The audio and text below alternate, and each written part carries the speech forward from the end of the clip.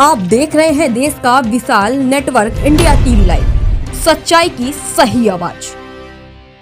હાલોદ તાલુકામાં સૌપ્રથમ માસણ નાળા જળાશય યોજના અંતર્ગત અમારા ગરીબ આદિવાસી ખેડૂત ખાતેદારોની જમીન છીનવી લેવામાં આવી। આજે 50 વર્ષ પૂર્ણ થવા આવ્યા, પરંતુ આજ દિન સુધી ખેડૂતોને ના વળતર કે ના જમીન આપવામાં આવી। એ બાદ કાલી ટુ જળાશય યોજના અંતર્ગત 9 ગામોની જમીન છીનવી લેવામાં આવી। આજ દિન સુધી અમને વળતર આપવામાં આવ્યું નથી।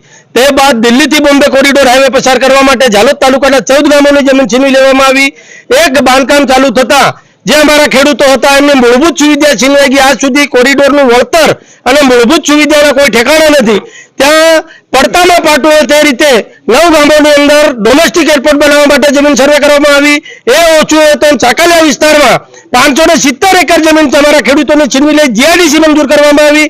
અને આજે જાણે કે ઝાલોદ તાલુકાના તમામ આદિવાસી ખેડૂતોનો ખાત્મો જ કરી નાખવાનો એ ભાવનાથી આ સરકાર શ્રી દ્વારા અમારા ઝાલોદ તાલુકામાં વેલપુરાથી લઈ કલજીની સરસવાડી, દેવજીની સરસવાડી, ઝાલોદ અને ત્યાંથી ટૂટી ગંગા છે તે રાજસ્થાનના કુશલગઢને જોડતો જે 4 લેન હાઈવે મંજૂર કરવામાં આવ્યો, જેનું સર્વે કરવામાં આવ્યું, એ અંતર્ગત આજ રોજ અમે 10 ગામોના જે ખેડૂત ખાતેદારો છે એ પ્રાંત અધિકારી શ્રી ઝાલોદને આવેદનપત્ર આપવા માટે આવ્યા છે।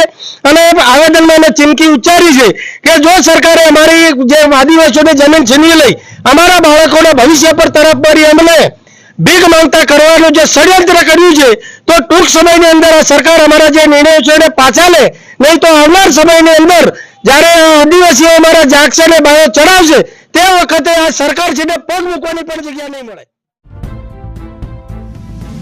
देश और प्रदेश की खबरों के लिए अभी सब्सक्राइब कीजिए इंडिया टीवी लाइव, साथ ही बेल आइकन को दबाना बिल्कुल ना भूलें, जिससे सबसे पहले खबर आप तक पहुंचे।